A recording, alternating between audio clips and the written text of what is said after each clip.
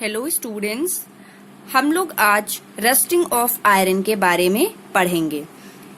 Rusting of iron क्या होता है?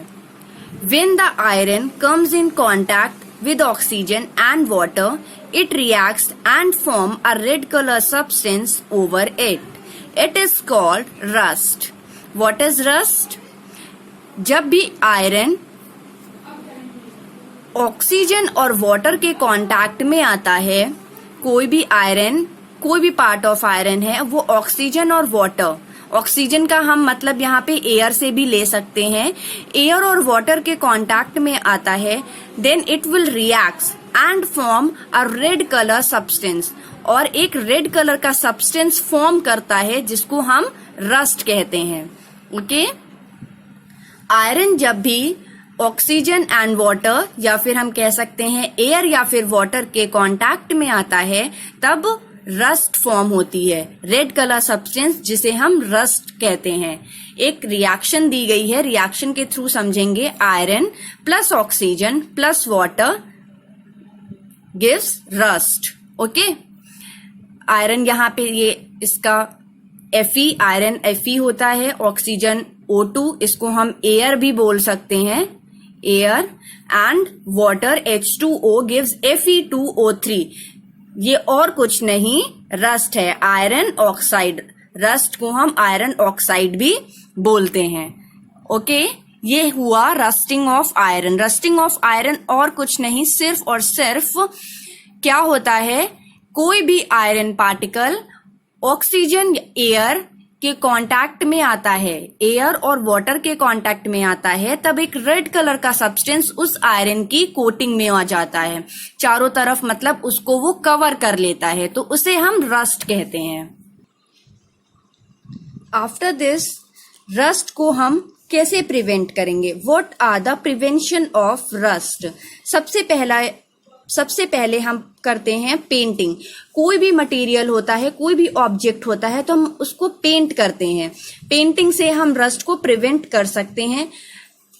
आयरन पार्टिकल और ऑक्सीजन या फिर वाटर के कांटेक्ट में आने से बीच में हम उसको पेंट अप्लाई कर देते हैं।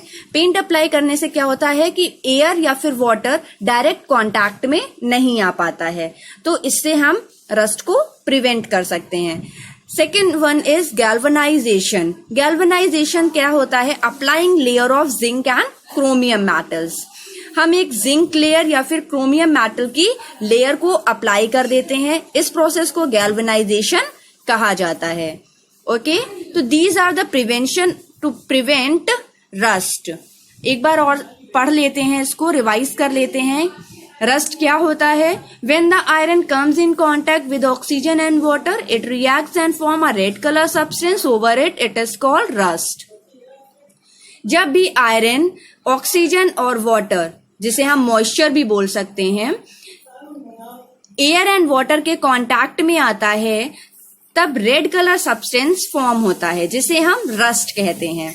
इसकी रिएक्शन क्या है? Fe plus O2 plus water H2O gives iron oxide Fe2O3। Okay, rust और कुछ नहीं, एक आयरन ऑक्साइड एक केमिकल कंपाउंड है।